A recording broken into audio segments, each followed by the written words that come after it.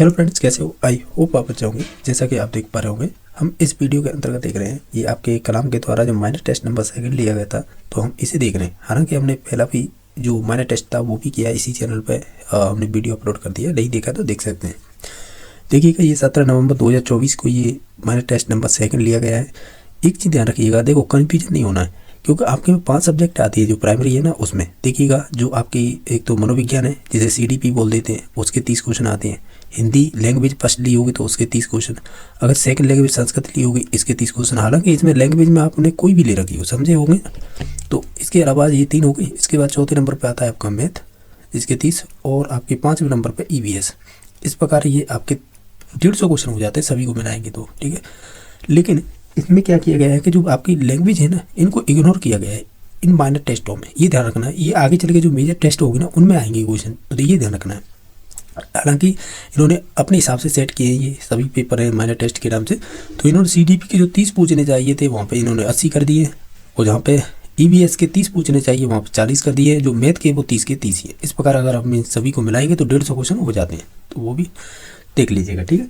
तो कन्फ्यूजन नहीं होना है। जैसे जैसे माइनर टेस्ट खत्म होंगे उसके बाद मेजर टेस्ट आएंगे तो निश्चित तौर से आपको सभी सिलेबस बेस्ड क्वेश्चन मिलेंगे, जैसे 30 क्वेश्चन हर सब्जेक्ट के, ठीक है।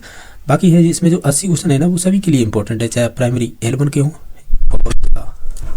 या फिर आप L2 यानी अपर प्राइमरी वाले हों। तो ये CDP के 80 क्वेश्चन तो सभी के लिए इंपॉर्टेंट है, ठीक है। बाकी है आप देखना चाहें तो अदर लेवल वाइज सब कंप्लीट पेपर देख सकते हैं। इसमें से जैसे कि मान लीजिए SST वाले हैं तो इसे छोड़ सकते हैं मैथ को, ठीक है। अगर साइंस मैथ वाले हैं वो तो कंप्लीट देख सकते हैं, क्योंकि EVS में करीब नहीं तो 8 से 9 क्वेश्चन साइंस के भी आते हैं, आपको भी मालूम होगा। तो ओवरऑल ये क्वेश्चन पेपर है, तो देख लेते हैं इसमें किस प्रकार के क्वेश्चन पूछे हैं माइनर टेस्ट नंबर 2 में, ठीक है। पहला क्वेश्चन है वो किस प्रकार पूछा है। इसमें पूछा है कि सीखना केवल ज्ञान या कौशल प्राप्ति ही नहीं, वरन यह कई अधिक है। क्या चीज़ अधिक है? तो हम ये कहेंगे कि व्यवहार में परिवर्तन। व्यवहार में परिवर्तन भी कैसा? स्थायी। ये चीज़ डेफिनेशन पड़ी होगी। हम कहते हैं अधिगम क्या होता है हमारे व्यवहार में परिवर्तन। तो व्यवहार में परिवर्तन ऑप्शन नंबर 1 तो सही हो जाएगा, लेकिन हम कहीं पर ये भी पढ़ते हैं कि स्थायी परिवर्तन होता चाहिए, यानी हमारे व्यवहार में स्थायी परिवर्तन। तो ऑप्शन नंबर 1 सही हो जाएगा। बाकी व्यवहार में ये है ना, व्यवहारिक जीवन में क्रियान्वित ये नहीं होगा, विद्यार्थी के लिए मार्ग निर्देश का ये भी नहीं होगा, दृष्टांतमक परिवर्तन ये नहीं। तो ऑप्शन नंबर 1 सही था। सेकंड क्वेश्चन देखिए, निम्न में से अधिगम के सिद्धांत को पुनर्वलन का सिद्धांत भी कहा जाता है। किसे कहा जाता है? तो आपने स्किनर को पढ़ा होता, उसने दी थी ऑपरेंट कंडीशन थ्योरी, जिसे क्रिया पुरुष अनुबंधन सिद्धांत बोलते हैं। तो उसी में आता है पुनर्वलन। हालांकि क्लार्क हल्क भी बात करते हैं, पर डिपेंड करता है कि ऑप्शन क्या दे रखा है, उसी हिसाब से आंसर हो जाता है। क्वेश्चन नंबर 3 है, द कंडीशन ऑफ लर्निंग पुस्तक के लेखक कौन है? ये RPSC फर्स्ट ग्रेड में पूछी गई है, ठीक है। तो यानी क्वेश्चन पूछा गया है, तो ये आपके रॉबर्ट गेने हो जाएंगे। इन्होंने सीखने की पदानुक्रम भी दी थी, हायरार्की थ्योरी बोलते हैं, जिसमें 8 स्टेप होते हैं, जिनमें से निम्नतम और जो सर्वोच्च यानी उच्चतम होता है उन्हें लेकर पूछता है, और स्टेपों को पूछता है कि इसके बाद इसे सीख लिया तो कौन सा स्टेप आएगा। तो ऐसे क्वेश्चन आपने देखे होंगे, जो बनेंगे तो हम देखेंगे इसी क्वेश्चन पेपर में, ठीक है। क्वेश्चन नंबर 4 है, व्यवहार के कारण व्यवहार में परिवर्तन। ये आपके गुलपोर्ट से संबंधित है। इन्होंने बुद्धि में 3 डायमेंशनल थ्योरी दी थी, त्रिआयामी सिद्धांत आपने पढ़ा होगा, ये उन्होंने ये परिभाषा दी थी। लेवाइगोस्की के अनुसार अधिगम क्या होता है? तो हम कहते हैं ये तो समाज की बात करते हैं हमेशा ही, तो ये की सामाजिक गतिविधि हो जाएगी। निम्नलिखित में से कौन सा अधिगम नियम थॉर्नडाइक द्वारा प्रतिपादित किया गया मुख्य नियम नहीं है? तो मुख्य नियम में तो आपके 3 आते हैं, तत्परता, अभ्यास, प्रभाव। नहीं आएगा वो हो जाएगा सेकंड। तो ये बहु अनुक्रिया का नियम है ना, ये आपका गॉड नियम है। गॉड का मतलब दूसरे नियम, यानी मुख्य नियम तो 3 थे, गॉड नियम 5 नियम थे। तो ये 5 नियमों में आता है बहु अनुक्रिया का नियम। इन्हें गॉड कह देते हैं, इन्हें ही दूसरे नियम कह देते हैं, इन्हें ही पूरक नियम कह देते हैं। ये क्वेश्चन मैंने एस्टेट में देखा था कि थॉर्नडाइक के मुख्य नियम के अलावा जो पूरक नियम निम्न में से कौन सा, ऐसा क्वेश्चन बना था। पूरक को कहते हैं सप्लीमेंट्री, ठीक है। तो ये क्वेश्चन है ना पर्यायवाची है, गॉड कह दे, दूसरी कह दे, पूरक कह दे, तो ये चीज ध्यान रखना है। तो ऑप्शन नंबर इसका 2 सही हो जाएगा। क्वेश्चन नंबर देखिएगा 7 के निम्न में से कौन सा आंतरिक अभिप्रेरणा का उदाहरण नहीं है? अगर आप इनमें से देखें आंतरिक यानी हमारे इंटरनल मोटिवेशन से संबंधित नहीं है, तो वो हो जाएगी प्रशंसा। प्रशंसा होती है बाह्य, न कि आंतरिक अभिप्रेरणा का उदाहरण नहीं है, तो यही हो जाएगी, क्योंकि ये बाह्य होती है। बाकी ये सभी तीनों है ना, ये आंतरिक हो जाएंगी। और ये पता है क्वेश्चन आप मैंने सॉल्यूशन कराया है, ये एस्टेट में पूछा हुआ क्वेश्चन है, यहाँ पे कॉपी कर दिया है इन्होंने। और ये भी बता दूँ, या तो ये 2018 में पूछा है या 19 में, इन दोनों ही परीक्षा में पूछा हुआ क्वेश्चन है ये। नेक्स्ट देखिएगा, अभिप्रेरणा का प्रत्याशा का सिद्धांत किसने दिया था? जिसे एक्सपेक्टेंसी बोलते हैं। देखिएगा, जब भी हम एक्सपेक्टेंसी की बात करते हैं ना, वो ब्रूम का नाम आता है, विक्टर ब्रूम। तो ऑप्शन नंबर 1 सही हो जाएगा। अपना मैथ्स लेना तो आवश्यकता पदानुक्रमी का सिद्धांत दिया था, नीड हायरार्की थ्योरी। जिसमें आप 5 स्टेप बताए थे समाज में व्यक्ति को किस प्रकार की आवश्यकताएं होती है। ठीक है, तो बाकी ऑप्शन नंबर ए ही सही हो जाएगा। नेक्स्ट देखिए, अधिगम में योगदान देने वाले मनोवैज्ञानिकों यानी मनोवैज्ञानिक कारकों में कौन सा शामिल नहीं है। अधिगम में योगदान देने वाले देखिएगा तो विषय वस्तु का स्वरूप है, इससे कोई मतलब नहीं होगा। अधिगम की इच्छा, प्रेरणा और ये रुचि, इनका कह सकते हैं महत्व होगा, लेकिन इसका नहीं होगा विषय वस्तु का स्वरूप। कैसी भी हो सकती है, इससे क्या मतलब। नेक्स्ट देखिएगा, निम्न में से कौन सी अधिगम की विशेषता नहीं है। अगर आप इन सभी ऑप्शन को देखेंगे तो हम कहेंगे अधिगम है अवलोकन की केवल प्रत्यक्ष रूप से ही होता है या किया जा सकता है, ऐसा कहना गलत है होगा। तो इसमें से यही गलत है, बाकी सभी ये सही थे। जैसे अधिगम में अपेक्षाकृत स्थायी परिवर्तन होते हैं, अधिगम व्यक्तिगत और सामाजिक प्रक्रिया होती है, अधिगम एक उद्देश्यपूर्ण प्रक्रिया होती है। ये भी बता दूं, अगर ध्यान दिया हो तो आरपीएससी सेकंड ग्रेड में पूछा है ये क्वेश्चन 2018 या 19 की भर्ती में। 18-19 क्यों, 18 की हुई थी, उसके बाद फिर 22 में जाके हुई है, तो या तो ये 22 में पूछा है या फिर 18 की में। ये क्योंकि मैंने ये कराए हैं क्वेश्चन, तो मुझे नॉलेज है कि ये क्वेश्चन आरपीएससी सेकंड ग्रेड का है। देखिएगा क्वेश्चन नंबर 11, एक पिता ने अपनी बेटी का एक शिक्षण संस्थान में दाखिला तो करवा सकता है, लेकिन उसे पढ़ने के लिए मजबूर नहीं कर सकता। उक्त कथन है थॉर्नडाइक के अधिगम सिद्धांत के नियम को संदर्भित करता है।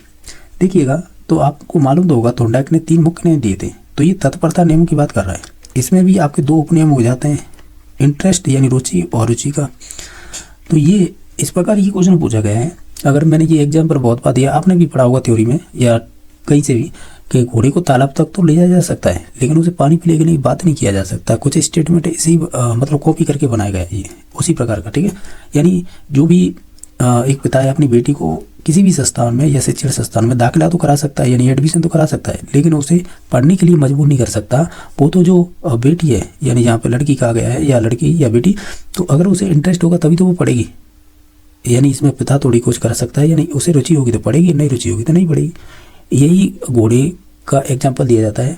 घोड़े को तालाब तक तो ले जाया जा सकता है, लेकिन पानी पीने के लिए बात नहीं किया जा सकता। इसे रुचि अरुचि का नियम कहते हैं। ये तत्परता यानी रेडीनेस से संबंधित होती है। तो ऑप्शन नंबर 2 सही हो जाएगा। नेक्स्ट देखिए, मैस्लो का अभिप्रेरणात्मक सिद्धांत किस पर आधारित है। तो अब्राहम मैस्लो की जब भी बात होगी तो निश्चित तौर से ये आपकी नीड से संबंधित होता है, यानी हमारी जो आवश्यकताएं, क्योंकि समाज में हमें किस प्रकार की आवश्यकताएं होती हैं, तो उनसे संबंधित 5 स्टेप बताए थे, जिनके स्टेप के नाम है P/ के नाम से। अगर आपने हिंदी में याद कर रखे तो वो भी बेस्ट है, मैं तो इसी प्रकार याद कर रखे हैं। फिजिकली आवश्यकता होती है पहले हमें, जैसे भूख प्यास, फिर हमें सुरक्षा चाहिए समाज में, फिर हमें कोई प्यार करने वाला भी चाहिए, फिर हमें इज्जत चाहिए समाज में यानी सम्मान, और सेल्फ एक्चुअलाइजेशन मतलब साधु संत बनना, एक तरह से अच्छे इंसान। तो ये 5 स्टेप बताए थे। इस लास्ट वाले में बहुत कम पहुँचते हैं, लेकिन फिजिकली होती है निम्न स्तर होता है, ये उच्चतम होता है। तो ये किसी प्रकार से क्वेश्चन बन जाते हैं, इनके प्रेरक को लेकर बन जाते हैं कि कौन से। एक तो होता है जन्मजात, यानी इनबॉर्न बोल सकते हैं जन्मजात को। एक होता है अर्जित, जैसे एक्वायर्ड बोल सकते हैं या कह सकते हैं वातावरणीय। हालांकि वातावरणीय शब्द नहीं आएगा, लेकिन एक्वायर जरूर आएगा, इनबॉर्न एक्वायर। ठीक है, तो ये कह सकते हैं जन्मजात होते हैं और अर्जित होते हैं। बाकी और कुछ है बताने के लिए इसमें, और एक और चीज़ है, हाँ, ये मानवतावादी है ये, और एक नाम आता है कॉल रॉजर्स का। अच्छे क्वेश्चन बन जाते हैं इनसे, क्योंकि ये जो क्वेश्चन है ना, ये शायद मुझे मालूम नहीं किस में पूछा है, लेकिन ये अच्छा क्वेश्चन था, सिंपल ही क्वेश्चन था वैसे देखा जाए, थ्योरी पढ़ी होगी तो। क्वेश्चन नंबर 13 है, यदि पूर्व ज्ञान अनुभव नई प्रकार की सीखने में सहायता करते हैं तो उसे कहते हैं, उसे धनात्मक कहेंगे। धनात्मक मीन से सकारात्मक अधिगम स्थानांतरण, पॉजिटिव, यानी देखो सकारात्मक भी कह रहा है, पॉजिटिव का मतलब धनात्मक भी कह सकते हैं। ठीक है, तो ऑप्शन नंबर 2 सही हो जाएगा।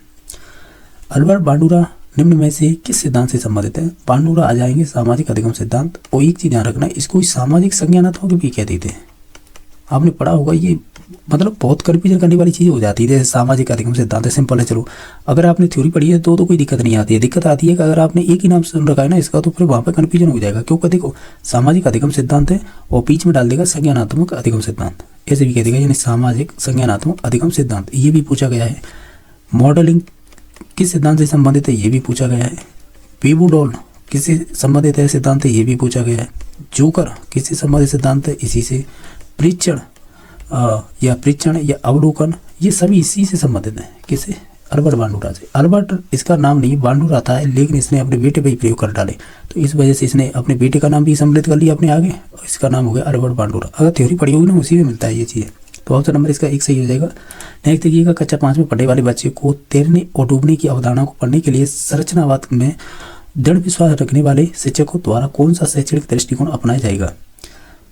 देखिएगा, जब भी रचनावाद की बात होगी ना, या संरचनावाद बोल सकते हैं। तो ये आपके निर्देशित खोज की बात करते हैं, ठीक है। तो ऑप्शन नंबर इसका क्या सही हो जाएगा। देखो व्याख्यान की बात कर ही नहीं सकता रचनावाद, वो तो खुद कहते हैं कि बच्चा खुद ज्ञान का निर्माण करता है, वीडियो दिखाना होगा नहीं, पावर पॉइंट प्रस्तुति करना, ये तो कोई मतलब ही नहीं है। तो ऑप्शन नंबर 4 ही सही हो जाएगा।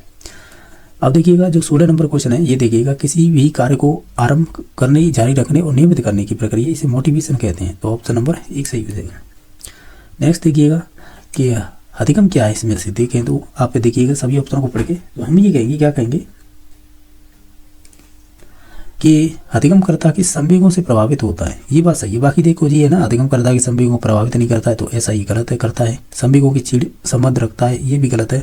अधिगमकर्ता के संवेगों से स्वतंत्र होता है, ऐसा भी नहीं है, क्योंकि ये कह सकते हैं संबंधित होते हैं एक तरह से, ये कह सकते हैं। तो ऑप्शन नंबर 4 सही हो जाएगा।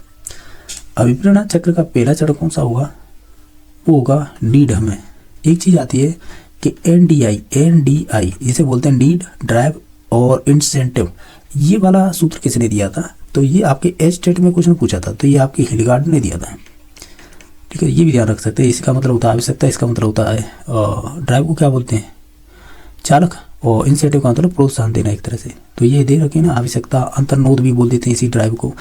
और इंग्लिश देखिएगा, इंसेंटिव को यहाँ पे उद्दीपक कह रहा है, कहीं हम प्रोत्साहन भी पढ़ते हैं। देखिएगा हिंदी वालों के लिए यही कन्फ्यूजन हो जाती है, आपने विशेष का देखा होगा, एक शब्द के दो पर्यायवाची मिल जाते हैं, 2-2, 3-3। देखिएगा आपने अगर बुक पढ़ेंगे किसी की भी, तो इसका मतलब प्रोत्साहन दे रखा है, ठीक है। अब इसका पर्यायवाची यहाँ पे उद्दीपक रख दिया। अगर देखा जाए इंग्लिश में से स्टिमुलेट कहते हैं, ये हो गई ना कन्फ्यूजन जैसी बात है, ठीक है। तो ये चीज़ आपको है इंग्लिश ही ध्यान रखनी है, क्योंकि ऐसे कन्फ्यूजन नहीं होगा इन शब्दों को लेकर, ठीक है। हमने ये बात कर ली थी, NDI सूत्र किसने दिया था, हिलगार्ड ने। अभिप्रेरणा का चक्र का पहला चरण होता है या पहला स्टेप होता है वो आवश्यकता होती है, दूसरा होता है अंतर्नोद, तीसरा होता है उद्दीपक कह लीजिएगा, प्रोत्साहन या इंसेंटिव इंग्लिश में कहिए, कुछ भी नाम दीजिएगा।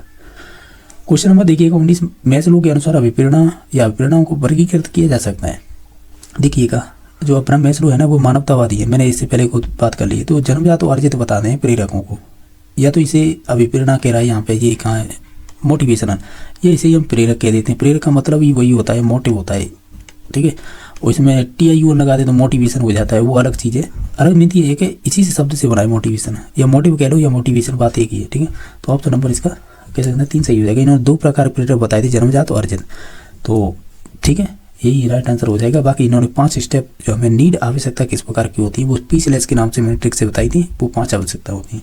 ये मानवतावादी हैं और इनकी एक बुक और पूछी जाती है, तो वो भी ध्यान रखना है, ठीक है।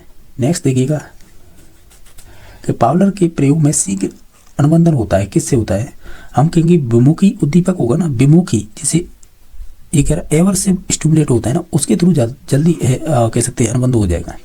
अच्छा क्वेश्चन है ये। और नेक्स्ट क्वेश्चन नंबर देखिएगा 21 नंबर, कि अधिगम क्या है।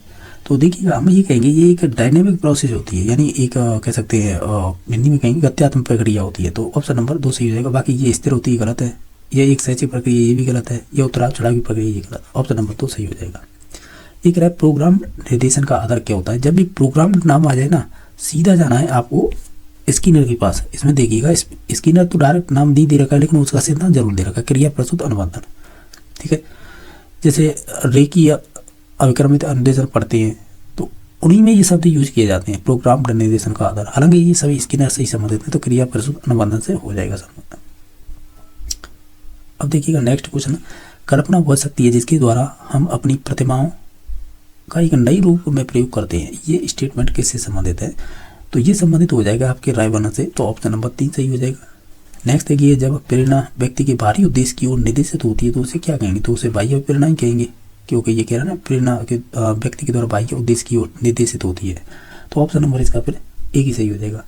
निम्न में से कौन सा प्रेरक गुण है, यानी जो सेकेंडरी है। अब देखिएगा इसमें कहाँ पे देखिएगा ये लिख रखा है सेकेंडरी गुण, या इसे दूसरा कह देगा, या वातावरण कह देगा, ऐसे ही क्या अर्जित कह देगा, कुछ भी नाम दे सकता है, ठीक है। हालांकि ये कि हम यही कहते हैं मुख्य गुण, ठीक है। अब ये पूछा क्या है पता है, प्रेरक पूछे हैं। अब प्रेरक देखिए एक तो होते हैं जन्मजात और एक होते हैं अर्जित। अर्जित को ये वातावरण भी बोल देते हैं या सेकेंडरी बोल देते हैं, ऐसे बोल सकते हैं। तो देखिएगा जन्मजात हो जाएगा आपका भूख, प्यास और शारीरिक संपर्क। शारीरिक संपर्क का मतलब वही है एक तरह से काम बोलते हैं, और क्या बोलते हैं हिंदी में इसे सेक्स बोलते हैं। धन की इच्छा ये बाह्य हो जाएगी। हमें यही पूछा था कौन सा प्रवेश गुण है, गुण का मतलब बाह्य है, अर्जित है या वातावरणीय है। तो ऑप्शन नंबर इसका 2 सही हो जाएगा। चेन लर्निंग का संबंध किससे है? देखिए गजब का क्वेश्चन है, ये रॉबर्ट गेनी से संबंधित है। अगर चेन लर्निंग कहीं ना कहीं ये चेनिंग स्किनर से संबंधित लग रहा होगा, ये वो नहीं है। क्यों नहीं है? देखो रॉबर्ट गेनी ने सीखने की जो पदानुक्रमी दी थी ना, उसमें 8 स्टेप बताए थे। तो मैं इसकी ट्रिक बार बार बताता रहता हूँ, मैं तो ऐसे ही याद कर रखी है, SSC वर्सेस DCRP। तो देखिएगा इसमें जो 8 स्टेप होते हैं ना, ये क्रमांक है। तो 1 2 3, जो 3 नंबर का होता है ना, इसे बोलते हैं C का मतलब होता है चेन लर्निंग, और यही दे रखा है देखिएगा। तो चेन लर्निंग है, एक किससे संबंधित है? रॉबर्ट गेनी से। गजब का क्वेश्चन था, क्योंकि इसे एक तो होती थी कि नाम सुना होगा स्किनर से संबंधित, एक आती है सीपिंग, ये भी नाम सुना होगा, एक होती है चेनिंग। ठीक है, तो ये चेनिंग आपको ऐसे लग रहा होगा ये उसकी बात कर रहा है, किसकी? स्किनर से। स्किनर से नहीं, ये रॉबर्ट गेनी की है। तीसरा स्टेप होता है सीपिंग का मतलब होता है आप जो भी काम कर रहे हैं ना, या प्रत्येक वांछित क्रिया पे आपको पुनर्वर्ण मिले, यानी हर एक काम पर। चेनिंग का मतलब होगा जो लास्ट वांछित अनुक्रिया होगी ना आपकी श्रृंखला के रूप में, तो उस पर जाके पुनर्वर्ण मिलता है, उसे बोलते हैं चेनिंग, और जो साथ ही साथ मिलता जाए उसे सीपिंग। एक और शब्द आता है, ये रीट में पूछा, टोकन इकोनॉमी, वो इन्हीं से संबंधित नहीं। ठीक है, नेक्स्ट देखिएगा, हमने राइट आंसर तो बता ही दिया ना, इसका गेन ही सही है। निम्नलिखित में से कौन बंडूरा के प्रेक्षण अधिगम सिद्धांत में एक प्रक्रिया होगी? देखिएगा इसमें देखा जाए ना, जो 4 स्टेप होते हैं उनमें से एक दे रखा है रिटेंशन। इनके 4 स्टेप हैं, जो यानी प्रेक्षण अधिगम के सिद्धांत में जो ऐसे कह सकते हैं प्रोसेस बोलिएगा, या 4 स्टेप बोलिएगा, या सीखने के क्रम बोलिएगा, कुछ भी दे दीजिएगा, वो तो बंडूरा पकड़ के 4 स्टेप दे देता है। देखो पहले आता है अटेंशन, यानी आप ध्यान केंद्रित करेंगे। फिर उसके बाद आएगा उसे पुनः धारण करेंगे, यानी रिटेंशन। फिर उसके बाद आता है रिप्रोडक्शन, और लास्ट में आता है मोटिवेशन। तो ये 4 स्टेप इंग्लिश में याद रखिएगा, कन्फ्यूजन नहीं होगा। इसे ध्यान रखना, रिप्रोडक्शन की जगह कभी कभी प्रोडक्शन ही दे देता है केवल, तो कुछ चीज़ें सिमिलर वर्ड डाले जाते हैं, ऐसा नहीं, कन्फ्यूजन करने के लिए। तो ये भी याद रखना है। तो इसमें एक ही दे रखा था, प्रतिधारण। इसे रिटेंशन का मतलब प्रतिधारण करना, तो ऑप्शन नंबर 3 सही हो जाएगा। क्वेश्चन नंबर नेक्स्ट देखिएगा, जो 28 नंबर है, कि पावडर के प्रयोग में CS क्या था? जिसे कंडीशनल स्टुबिलेट बोलते हैं, इसे घंटी कहते थे। तो ऑप्शन नंबर 2 ही सही हो जाएगा। सही है, यही होगा। ठीक है, 29 नंबर देखिएगा, कि मनोवैज्ञानिक गोत्री यानी एडविन गोत्री के संदर्भ में निम्न कथनों पर विचार कीजिएगा। देखिएगा पहला ऑप्शन है, इन्होंने सीखने के सामीप्य सिद्धांत का प्रतिपादन किया था, ये बात सही है। गोत्री के अनुसार सीखना उद्दीपक वो अनुक्रिया के मध्य पुनर्वर्ण के आधार पर नहीं, अपितु समीपता के आधार पर कहा था, ये भी बात सही है। तो ये दोनों ही कथन सही हो गए थे। अब नेक्स्ट देख लेते हैं इसमें।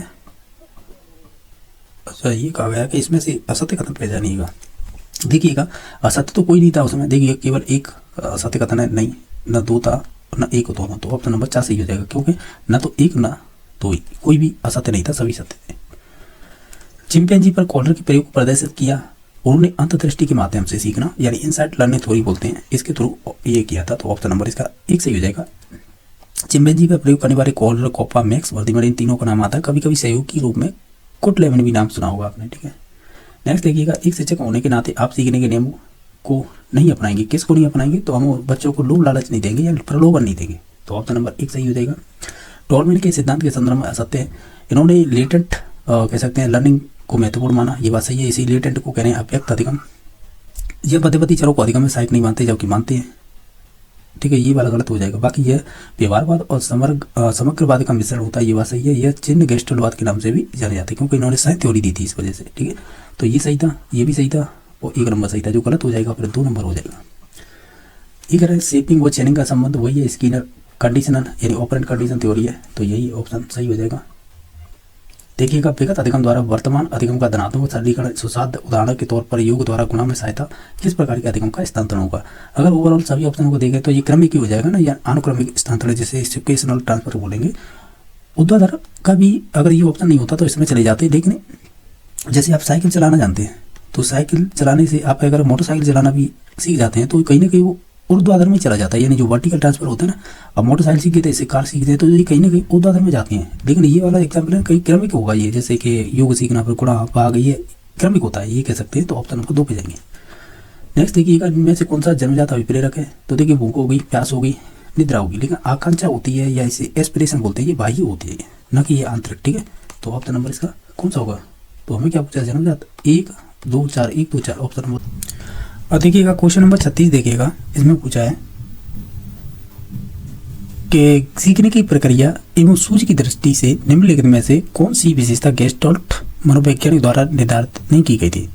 अगर आप इन सभी ऑप्शनों को ध्यान से देखेंगे तो देखिएगा कि अधिगम की प्रकृति संज्ञानात्मक होती है, ये बात तो सही है। अधिगम प्रक्रिया यंत्रवत होती है, ये बात नहीं, ये तो थोंडाइक कहते हैं इस बात को, तो ठीक है, तो ये बात तो गलत है। बाकी अधिगम की प्रकृति लगभग स्थायी होती है, परमानेंट, ये बात सही है। सूझ के लिए समस्यात्मक जो भी परिस्थिति या सिचुएशन होना आवश्यक है, तो ये बात तो सही है। यानी एक सही थी, 3 सही थी, 4 सही थी।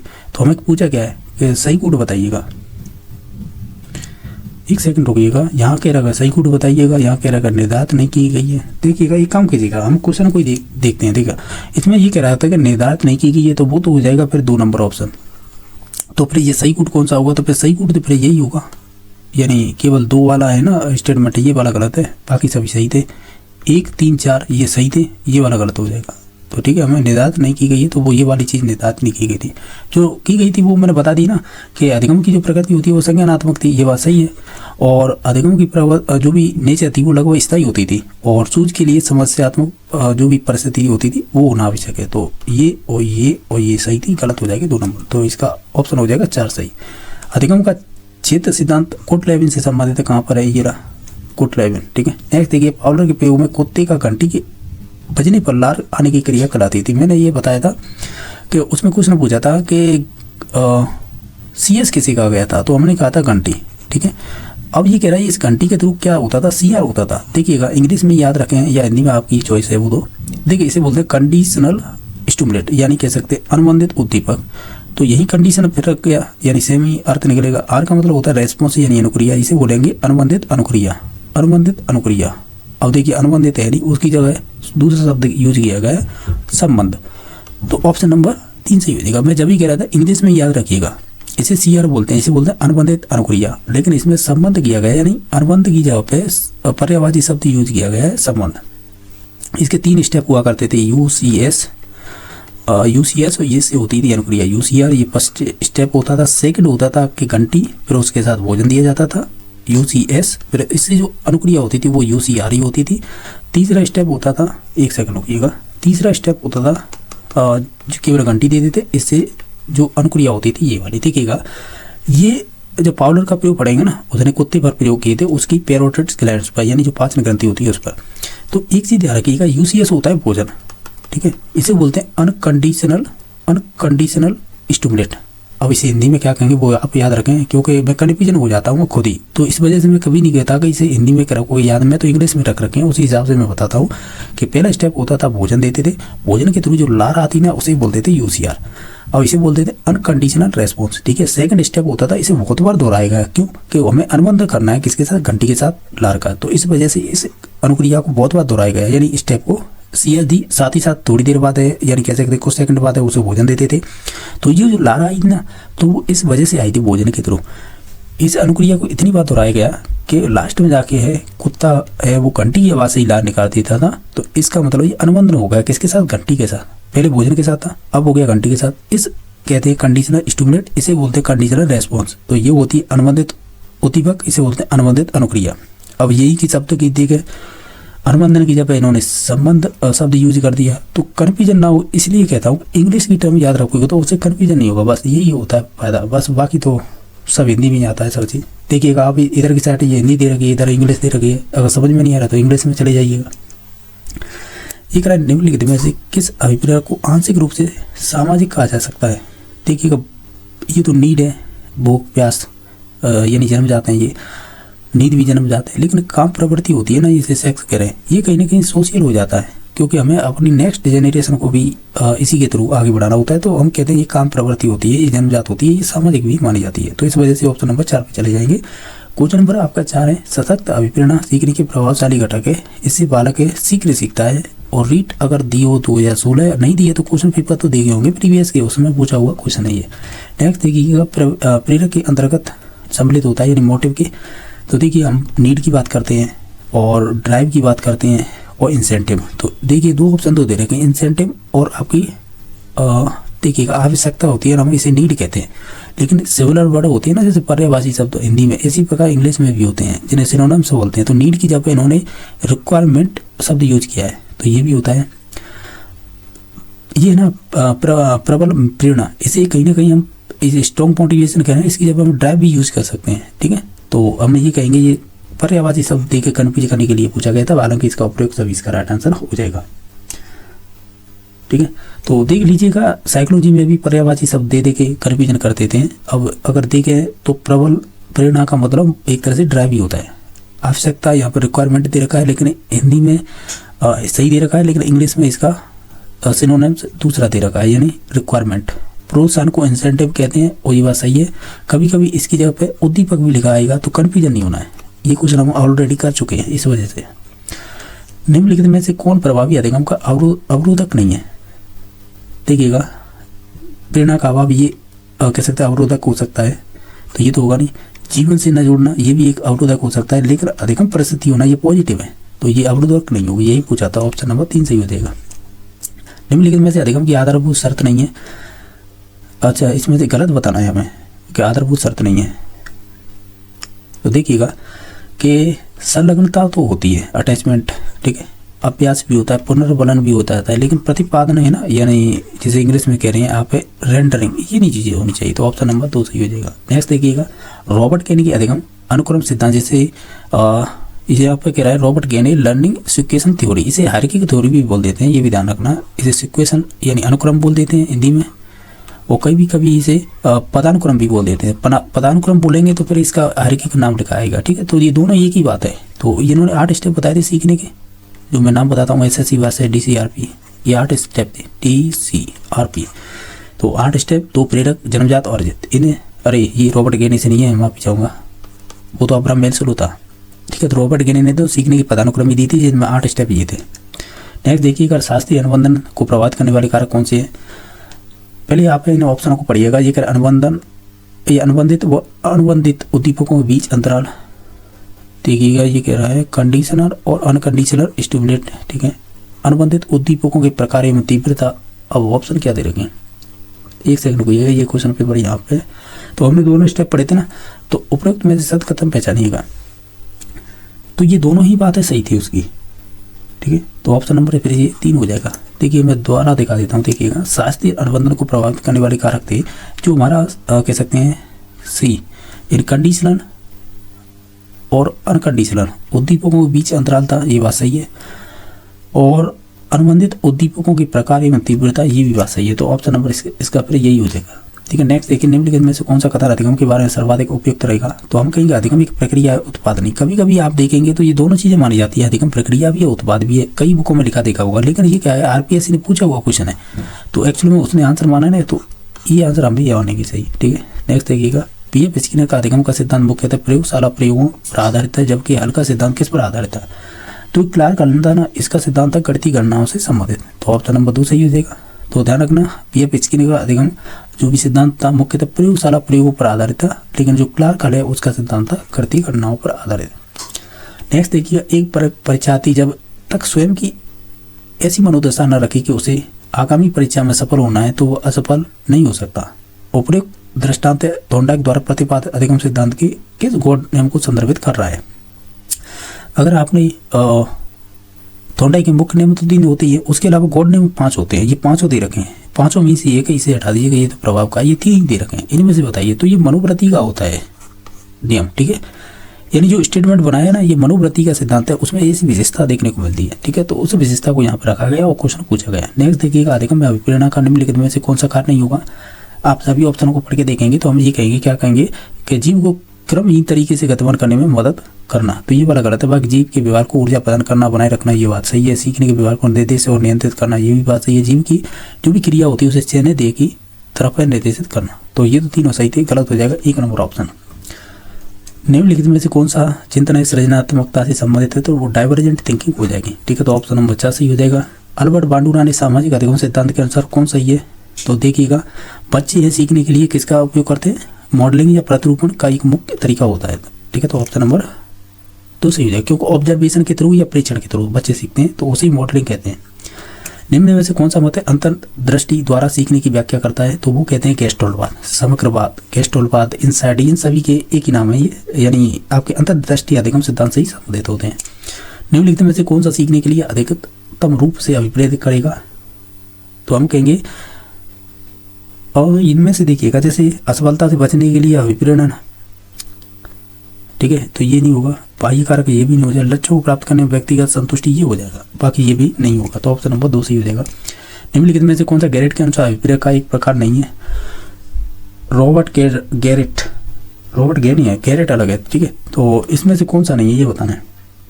तो इनमें से हो जाएगा जन्मजात, ठीक है। तो ऑप्शन नंबर 4 सही हो जाएगा। क्यों कि उन्होंने जैविक बताया, मनोवैज्ञानिक बताया, सामाजिक बताया, लेकिन जन्मजात नहीं बताया। जन्मजात ऑरिजिन की बात करते हैं। एक तो आपका नाम आता है अब्राहम मैस्लो, एक और नाम आता है कोई थॉमसन नामक मनोवैज्ञानिक है, शायद मैं कन्फर्म नहीं हूँ, लेकिन ऐसा ही जन्मजात और अर्जित बताते हैं वो भी। लेकिन ये ध्यान रखना, ये तो गैरेट है, ये जैविक बताते हैं, मनोवैज्ञानिक और सामाजिक। क्वेश्चन नंबर आपका नेक्स्ट है 55 देखिएगा कि नकारात्मक पुनर्बन के बारे में निम्नलिखित में से कौन सा कथन सही है? अगर आप इन सभी ऑप्शनों को देखेंगे, इससे अनुक्रिया प्रबलित होती है, तो ये बात तो सही है। ये किसी भी अवांछित अथवा अप्रिय चीज को कम कर या उसे दूर करता है, तो दूर नहीं करता, ये वाला तो गलत है। बाकी कार में बीप की आवाज बंद करने के लिए सीट की पेटी बांधना नकारात्मक प्रवृत्ति का उदाहरण होगा। ये तो पूछा हुआ क्वेश्चन है, ठीक है, ये सही है, ये सही है। बाकी इससे अनुक्रियाशील होती है, ऐसा नहीं है। ये किसी उद्दीपन की वांछनीयता या सुहानापन में वृद्धि करता है, ऐसा भी नहीं। तो ए और सी ऑप्शन नंबर 3 सही हो जाएगा। जिन विद्यार्थियों में टाइपराइटर पर टंकन करना सीखा है और जब वह इस कौशल का अंतरण कंप्यूटर कीबोर्ड की टंकन करने के लिए करते हैं, तो ये किस प्रकार के अधिगम का उदाहरण होगा? तो ये धनात्मक ही हो जाएगा ये तो, ठीक है। तो ऑप्शन नंबर 1 ही सही हो जाएगा। नेक्स्ट देखिएगा, निम्नलिखित में से कौन सा व्यवहार है प्रेक्षणात्मक अधिगम की अवस्था नहीं है? तो वो कहीं ना कहीं आपके ऑरवर्ड बांडूरा से ही पूछा। ये क्वेश्चन देखिए, व्यवहार में पुनः प्राप्ति के लिए प्रेरित होना। तो पुनः प्राप्ति का मतलब है रिप्रोडक्ट्स या रिप्रोड्यूस कर रहा है यहाँ पे, लेकिन इसे रिप्रोडक्टिव बोलते हैं, तो ये बात तो सही है। परिचित तत्वों की स्मृति धारण करना यानी रिटेंशन, ये भी बात सही है। तो ये दोनों तो सही है। व्यवहार का विश्लेषण, ये वाली बात नहीं कही गई है। बाकी निर्देश के लिए व्यवहार पर ध्यान देना यानी अटेंशन, देखिए। तो देखो, सीखने के जो परीक्षण के थे ना 4 स्टेप, पहला था आपका अटेंशन, तो इसमें ये बात कही गई है एक ऑप्शन में। दूसरा था रिटेंशन, इसकी भी बात कही गई है, आप देखेंगे ऑप्शन को। तो तीसरा आता है रिप्रोडक्शन, इसकी भी बात कही गई। इसमें एक चीज जो है मोटिवेशन, इसकी बात नहीं कही गई है। और ये ही 4 स्टेप होते हैं सीखने के। एक हमें मिल गया था, दूसरा भी धारण करने वाला भी मिल गया था, तीसरा ध्यान देना। लेकिन ये वाली बात नहीं की है, तो ऑप्शन नंबर 3 सही हो जाएगा। थॉर्नडाइक का प्रभाव का नियम क्या है? Law of effect. देखिएगा, आप सभी ऑप्शनों को पढ़िएगा। हम ये कहेंगे, क्या कहेंगे? ऐसे विवाह जिसके बाद अनुकूल परिणाम प्राप्त होने की अधिक संभावना रहती है और ऐसे व्यवहार की आशंका कम रहती है जिनके परिणाम स्वरूप प्रतिकूल परिणाम प्राप्त होते हैं। ये लॉ ऑफ इफेक्ट है, यानी ये है कि जब आपको संतुष्टि मिलेगी तो उस कार्य को करेंगे और करते रहेंगे, और जो असंतुष्टि मिलेगी तो उस कार्य को छोड़ देंगे। इस प्रकार का ये लॉ ऑफ इफेक्ट के 2 उपनियम चलते हैं, संतुष्टि असंतुष्टि का, ठीक है। तो उसी में से पूछा था, तो ऑप्शन नंबर 2 सही हो जाएगा। क्रो एंड क्रो के अनुसार मानव अधिगम में अंतर्निहित मानसिक जो भी प्रक्रिया है उसे क्या कहेंगे? हम उसे कहते हैं, चाहे सूझ कह लीजिएगा, चाहे उसे व्याख्या कह लीजिएगा या आलोचना, ये सभी इंक्लूड हो जाएंगे इसमें, ठीक है। तो ऑप्शन नंबर 4 सही हो जाएगा। रॉजर्स के सिद्धांत में असत्य है। अगर रॉजर्स की थोड़ी पड़ी होगी, ये मानवतावादी है, अब्राहम मैस्लो है ना, उसी प्रकार ये आत्म का सिद्धांत दिया था, ये बात सही है, ठीक है। और ये घटना तत्व का उल्लेख करते हैं, ये भी बात सही है। ये संज्ञानात्मक अधिगम को महत्वपूर्ण मानते हैं। देखो, ये इसलिए नहीं मानेंगे क्योंकि ये तो मानवतावादी है, संज्ञान से कोई मतलब नहीं है, ये मानवतावाद से संबंधित है, ये बात सही है। यानी 1, 2, 4 सही थी, 3 नंबर गलत हो जाएगा, तो इसका 3 नंबर राइट आंसर हो जाएगा। वह चरण जहाँ सूझ अचानक से प्रकट होता है उसे बोलते हैं इल्यूमिनेशन, ठीक है। तो ऑप्शन नंबर इसका 3 सही हो जाएगा। ये स्टेप होते हैं, जैसे प्रिपरेशन, फिर उसके इंक्यूबेशन, फिर इल्यूमिनेशन, फिर वेरिफिकेशन, इस प्रकार 4 स्टेप होते हैं। तो चारों के नाम दे रखे थे, जिनमें से हमें पूछा था वो हो जाएगा इसमें से 3 नंबर ऑप्शन। पावलर के अनुबंध में प्रयोग में भोजन के पूर्व उपस्थित ध्वनि को क्या कहते थे? देखिएगा, फिर पूछ लिया वही CS, इसमें देखिएगा CCC, ये कंडीशनर स्टिमुलेट। तो ऑप्शन नंबर इसका 4 सही हो जाएगा। कौन सा हो जाएगा? ये है ना, अनुबंधित उद्दीपक, ये वाला सही हो जाएगा, ठीक है। तो ऑप्शन नंबर 4 सही हो जाएगा। नेक्स्ट देख लेते हैं कि ये बताइएगा, इसमें से सूची फर्स्ट है और सेकंड है, तो आप इनमें से मिलान कीजिएगा। आपको कोट भी दे रखे हैं, स्किनर संबंधित हो जाएगा। देखिएगा, स्किनर ने किस पे प्रयोग किए थे? तो स्किनर ने प्रयोग किए थे आपके कबूतर पे, ठीक है। बाकी कॉलर ने तो चिंपांजी जिसे सुल्तान बोलते हैं। थॉर्नडाइक ने आपका संबंधित हो जाएगा बिल्ली से, और पावलर हो जाएगा कुत्ते से। तो इस प्रकार ऑप्शन नंबर 4 सही हो जाएगा। नेक्स्ट देखिएगा, निम्नलिखित में से कौन सी विशेषता यानी एक विशेषता अधिगम को परिपक्वता से अलग करती है? अगर आप ये क्वेश्चन है ना, ये इस प्रकार के क्वेश्चन अच्छे बनते हैं, ठीक है। तो देख लेना, यह एक व्यक्तिगत और सामाजिक प्रक्रिया होती है, इसी विशेषता के थ्रू हम अलग कर सकते हैं, ठीक है। तो ऑप्शन नंबर इसका 2 सही हो जाएगा। अच्छा क्वेश्चन था ये। नेक्स्ट देखिएगा, कथनों पर विचार कीजिएगा। ज्ञान निर्माण की प्रक्रिया में सामाजिक अंतःक्रिया नगण्य होती है, अधिगमकर्ता अपने ज्ञान के निर्माण हेतु सक्रिय भूमिका में रहते हैं। ये बात तो सही है। उपरोक्त कथनों के आधार पर निर्मितवाद अधिगम के संदर्भ में कौन सा विकल्प सही है? तो कहीं ना कहीं हम ये कहेंगे, क्या कहेंगे कि हम केवल ऑप्शन नंबर 2 पे जाएंगे। ये नगण्य कह रहा था ना, इसलिए गलत हो गया था। हालांकि निर्मितवाद ये कहते हैं बच्चे खुद ज्ञान का निर्माण करते हैं, तो ये उसी का स्टेटमेंट है 2 नंबर ऑप्शन। नेक्स्ट देखिएगा, इसमें क्या पूछा है कि रचनावादी अधिगम के लिए निम्नलिखित में से कौन सा उपयुक्त परिस्थिति होंगे?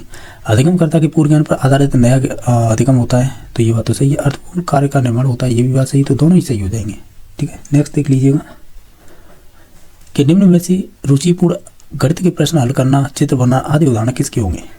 यानी ये कह रहा है रुचिपूर्ण, तो यानी आपको इंटरेस्ट होगा तभी ये चीज़ कर रहे हैं, तो कहीं ना कहीं ये आपके आंतरिक अभिप्रेरणा से संबंधित हो जाएगी। इंस्टिंक्ट मोटिवेशन या इंटरनल बोल देते हैं, वो डिपेंड करता है ऑप्शन क्या दे रखे हैं। अभिप्रेरणा के चक्र किस घटना के परिणाम स्वरूप देख अथवा मनोवैज्ञानिक संतुलन की स्थिति पुनः प्राप्त होती है, तो वो किसके थ्रू हो सकती है? तो वो हो जाएगी आपकी प्रोत्साहन यानी इंसेंटिव के थ्रू। क्वेश्चन नंबर आप देखिएगा 69 नंबर, तो इस प्रकार पूछा है कि अभिप्रेरणा के संदर्भ में निम्न कथनों पर विचार कीजिएगा, ठीक है। तो ये जो आपको 4 स्टेटमेंट दे रखे हैं, ठीक है, और आपको नीचे कूट दे रखे हैं, ध्यान रखिएगा ये वाले, ठीक है। इसी आधार पे हमें जाना है कि कौन कौन से ऑप्शन है इनमें से। देखिए पूछा क्या है इसमें कूट में कि सत्य कथन बताइएगा। देखिएगा कि अभिप्रेरणा का अर्थ होता है सजीव प्रयास करना, ये बात सही है। अभिप्रेरणा बालक में कार्य करने, सफल होने और विजय पाने की इच्छा को प्रोत्साहित करती है, ये बात सही है।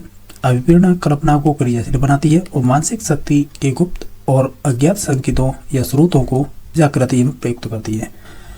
बाकी अभिप्रेरणा आंतरिक और वास्तविक, ये वाला स्टेटमेंट गलत है, ये तीनों सही है। तो इस प्रकार हम ऑप्शन नंबर 1 2 3 ऑप्शन नंबर 4 पे जाएंगे। ये कह रहा है निम्न में से अभिप्रेरणा का कौन सा सिद्धांत यह व्याख्या करता है कि किसी अभिप्रेरित व्यवहार की तीव्रता इस बात पर निर्भर करती है कि उसे परिणाम स्वरूप प्राप्त होगा। तो ये आपके एक्सपेक्टेंसी यानी जिसे बोलते हैं प्रत्याशा का सिद्धांत है, ये आपके विक्टर ब्रूम ने दिया था। हमने जो शुरुआती क्वेश्चन देखा था वो इसी से संबंधित था। बाकी नेक्स्ट देखिए, एक और दे रखा है निष्पत्ति अभिप्रेरणा सिद्धांत, ये आपके किसे एटकिंसन सहयोगी रहे थे, मैकक्लेलैंड से संबंधित है ये, क्योंकि उपलब्धि अभिप्रेरणा कह सकते हैं थ्योरी है, या जैसे निष्पत्ति प्रेरणा कह सकते हैं, या अचीवमेंट मोटिवेशन बोल सकते हैं। तो ये आपके मैकक्लेलैंड और एटकिंसन के सहयोगी रहे थे इसी सिद्धांत में, किसमें? निष्पत्ति प्रेरणा में। मैकक्लेलैंड मुख्य थे, इनके साथ फिर 1961 के बाद है फिर सहयोगी हुए थे एटकिंसन। बाकी ड्राइव रिडक्शन थ्योरी है, ये आपकी संबंधित हो जाएगी क्लार्क हल से, और एक्स वाई का सिद्धांत ये हमें मालूम नहीं, ठीक है। नेक्स्ट देख लीजिएगा, निम्न में से कौन सी एक विशेषता आंतरिक अभिप्रेरणा को बाह्य अभिप्रेरणा से अलग करेगी? अगर आप इन सभी ऑप्शनों को ध्यान से देखेंगे तो देखिएगा इसमें से कौन सा ऑप्शन हो जाएगा। हम कहेंगे यह व्यक्ति को कार्य केंद्रित रखती है, ये वाला स्टेटमेंट हो जाएगा बिल्कुल सही। यानी कौन सी विशेषता है वो आंतरिक अभिप्रेरणा को बाह्य अभिप्रेरणा से अलग रखती है या करती है, तो वो ऑप्शन नंबर 4 सही हो जाएगा। क्वेश्चन नंबर 72 है, गलती करने पर बच्चे की पीठ देना ताकि उसके अवांछनीय व्यवहार में कमी आ सके, यह कथन निम्नलिखित में से किसे संदर्भित कर देगा? अगर देखें तो हम कहीं ना कहीं सकारात्मक दंड ही होगा। क्वेश्चन नंबर 73 है, ये कह रहा है आंतरिक अभिप्रेरणा व्यक्ति के भीतर उत्पन्न वह दबाव है जो उसे एक निश्चित दिशा में व्यवहार करने के लिए प्रेरित करता है, तो उपयुक्त परिभाषा किससे संबंधित है? तो ये संबंधित हो जाएगी आपकी स्वार्थ की, ऑप्शन नंबर 2 सही हो जाएगा। देखिएगा नेक्स्ट, चिंतन की विशेषता नहीं है इनमें से, ये एक मानसिक क्रिया होती है, ये बात तो सही है। यह वस्तुओं की वास्तविक स्थिति आवश्यक होती है इसमें, ये वाला ही लॉजिक है ना, ये गलत हो जाएगा। बाकी ये समस्या समाधान की प्रोसेस होती है, ये एक प्रकार का अप्रकट व्यवहार भी होता है, तो ऑप्शन नंबर इसका 2 गलत था, बाकी सभी सही थे। चिंतन के विषय में असत्य कथन पहचानिएगा। अगर हम देखें तो इसमें से कहीं मांसपेशी जो भी होती है हमारी क्रियाओं के चिंतन में सर्वाधिक महत्वपूर्ण है, ये वाला स्टेटमेंट गलत हो जाएगा, बाकी सभी सही थे। निम्न में से कौन सा चिंतन है वो निगमनात्मक चिंतन या डिडक्टिव थिंकिंग कहलाएगा?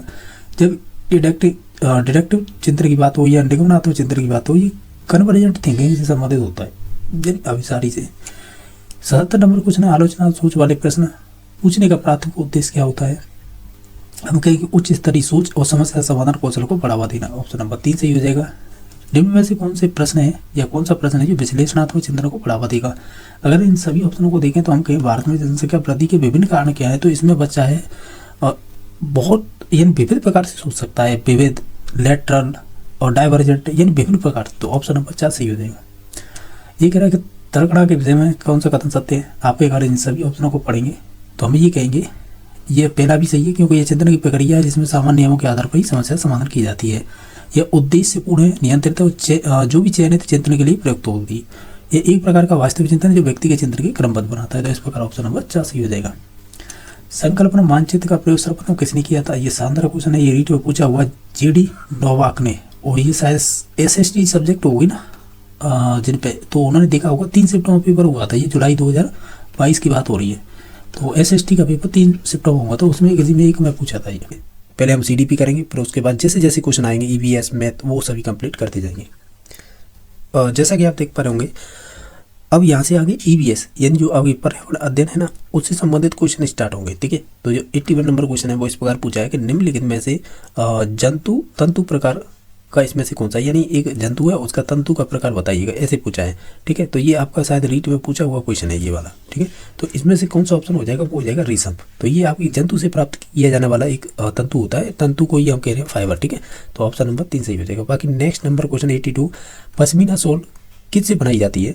अगर देखें सभी ऑप्शनों को तो पश्मीना जो भी शॉल होती है वो आपकी कश्मीरी बकरी के फर से बनाई जाती है। तो ऑप्शन नंबर इसका 2 सही हो जाएगा। नेक्स्ट देखिए, इसमें स्पष्ट दिखाई नहीं दे रहा है, कोई बात नहीं, अब आगे चल के आपको सभी क्वेश्चन स्पष्ट दिखाई दे जाएंगे। क्वेश्चन नंबर देखिएगा, निम्नलिखित में से किस नस्ल की भेड़ से गलीचे की ऊन प्राप्त की जाती है, ये पूछा है।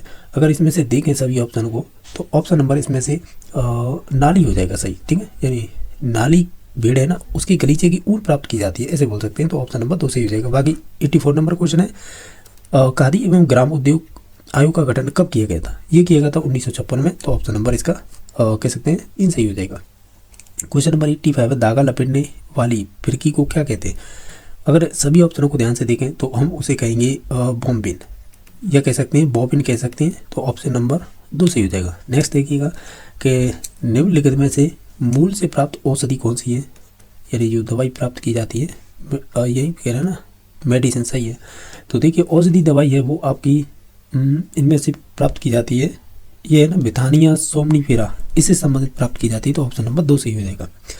ओलेरी कल्चर क्या है, तो ओलेरी कल्चर है ये आपके संबंधित होता है सब्जी विज्ञान से, सही है ना, बिल्कुल सही है। ठीक है, नेक्स्ट देखिएगा, निम्नलिखित में से फल से प्राप्त कह सकते हैं सब्जियों का सही विकल्प कौन सा है, यानी फल से प्राप्त होती है। तो देखिए टमाटर हो जाएगा, बैगन हो जाएगा, ग्वार फली हो जाएगी। तो ऑप्शन नंबर 3 सही हो जाएगा। नेक्स्ट देखिएगा, निम्नलिखित में से छाल से प्राप्त औषधि का पादप कौन सा है, इसमें से वो हो जाएगा अर्जुन वृक्ष। तो ऑप्शन नंबर 3 सही हो जाएगा। रबी की फसल नहीं है इनमें से, ठीक है, तो देखो मटर रबी की फसल है, चना भी हो जाएगी, जो हो जाएगी, लेकिन मूंग है ये आपकी खरीफ की फसल है, ना कि आपकी रबी की। तो ऑप्शन नंबर 1 सही हो जाएगा।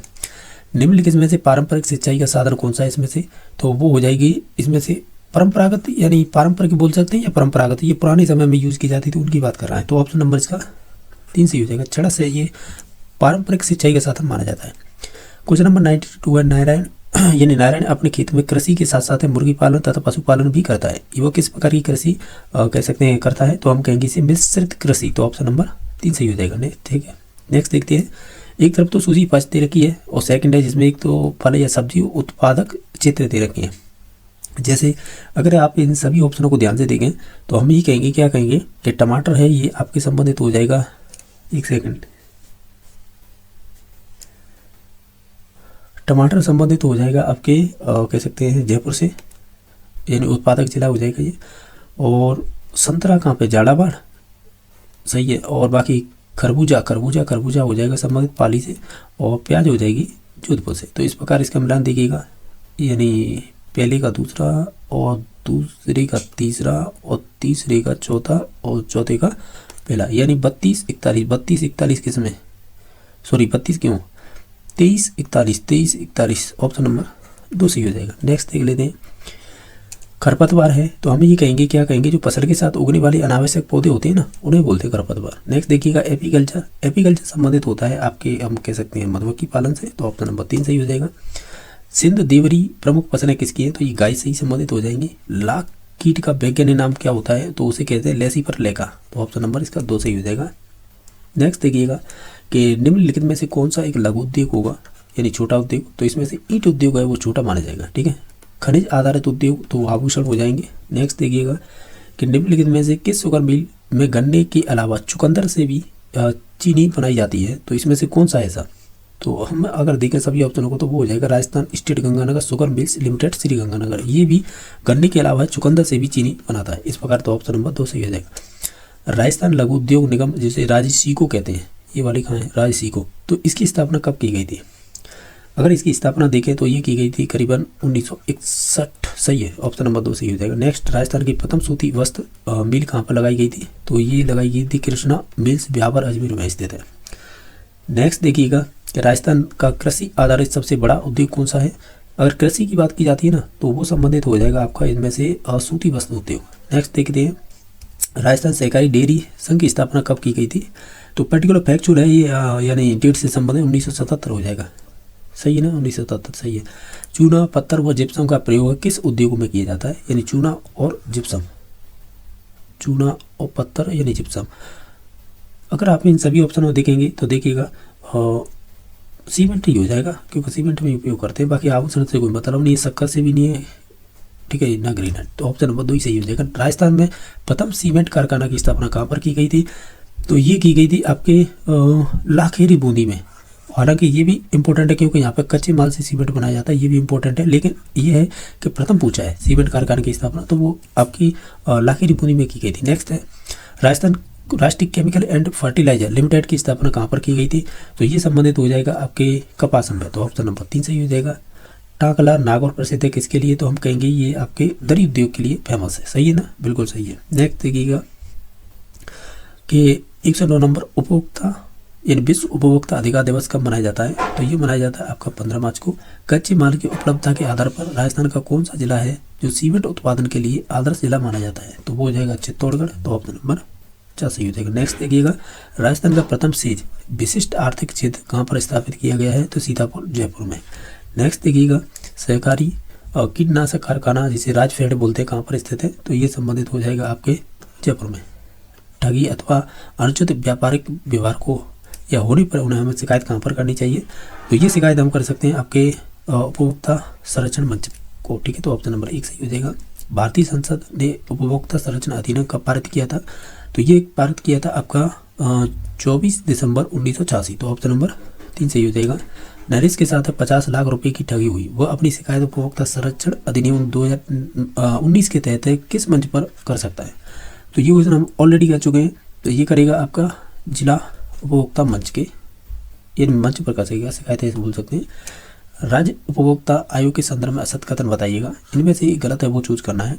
आप अगर सभी ऑप्शनों को पढ़ेंगे तो हम जाएंगे 3 नंबर ऑप्शन, उपभोक्ता संरक्षण अधिनियम 2009 के तहत इसमें 1 करोड़ रुपए तक का उपभोक्ता विवाद निवारण किया जाता है, ये वाली राशि गलत है। ऑप्शन नंबर इसका 3 सही हो जाएगा। क्वेश्चन नंबर 170 है कि राष्ट्रीय उपभोक्ता संरक्षण आयोग के निर्णय के विरुद्ध कहाँ पर अपील की जा सकती है, तो वो सर्वोच्च न्यायालय में। देखिएगा अब मैं इस क्वेश्चन को मिनिमाइज कर रहा हूँ, इसलिए कर रहा हूँ क्योंकि देखो कूट भी दे रखे हैं आपको साथ ही में। देखो ये तो आपकी चिन्ह है, यानी मानक चिन्ह है, ठीक है। ये आपको संबंधित बताया है कि किससे कौन कनेक्ट है, ठीक है, यानी संबंधित है, और ये कूट दे रखे हैं। तो देखिएगा कि जो ISI हो ना, ये वाला मानक चिन्ह है, ये संबंधित औद्योगिक उत्पाद से संबंधित हो जाएगा। FPO ये वाला चिन्ह है, ये आपके ये संबंधित हो जाएगा प्रसंस्कृत फल से, और बाकी भारत सरकार लिख रहे हैं गवर्नमेंट ऑफ इंडिया, ये तीसरे नंबर का संबंधित हो जाएगा कृषि उत्पाद से, बाकी ये संबंधित हो जाएगा सोने चांदी से। तो इस प्रकार ऑप्शन नंबर 1 सही हो जाएगा। अब नेक्स्ट क्वेश्चन देख लेते हैं जो है 119 नंबर कि निम्नलिखित में से दीर्घकालीन ऋण व्यवस्था के लिए शीर्ष स्तर का सहकारी बैंक कौन सा होगा। अगर ओवरऑल सभी ऑप्शनों को ध्यान से देखें तो ऑप्शन नंबर इसका 3 सही हो जाएगा, राजस्थान राज्य सहकारी भूमि विकास बैंक, ठीक है। तो ऑप्शन नंबर 3 सही हो जाएगा। और जैसा कि आप देख पा रहे होंगे, अब नेक्स्ट क्वेश्चन देख लेते हैं मैथ से संबंधित। देखिएगा इसमें 1-2 क्वेश्चन ऐसे हैं जो न थोड़े कह सकते हैं लेवल के, अदरवाइज सभी यहाँ पे सिंपल क्वेश्चन है, आप खुद से भी कर सकते हैं। मैं डायरेक्टली आंसर बता देता हूँ, आप खुद कर लेना, ठीक है। ये 7 अंक की सबसे बड़ी संख्या में 1 जोड़ने पर, तो सबसे बड़ी संख्या कौन सी होगी 7 अंक की, अगर देखेंगे तो 9 लिख लीजिएगा 7 बार। और इसमें 1 प्लस करेंगे ना तो आप देखेंगे ये 1 करोड़ संख्या बन जाएगी जोड़ने पर। तो ठीक है, संख्या को प्रसारित कीजिएगा, यानी 9578 को करेंगे ना तो ये हो जाएगा 9570 और 878, यानी ऑप्शन नंबर 2 सही हो जाएगा। एक काम कीजिएगा, इन सभी का एलसीएम ले लीजिएगा और उससे आप काट-पीट करेंगे तो 4/5 आ जाएगा, यानी ऑप्शन नंबर 1।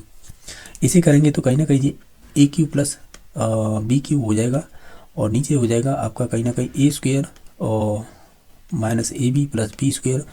अब देखिएगा ए प्लस बी का होल स्क्वायर खोलेंगे तो क्या होगा, ए प्लस बी, ठीक है, और दूसरा कोष्टक में A square minus A B plus B square. तो ये वाला जो डाटा आया है ना, इससे ये कट जाएगा तो बचेगा ये सॉरी ये नहीं बचेगा, ये बचेगा ए प्लस बी।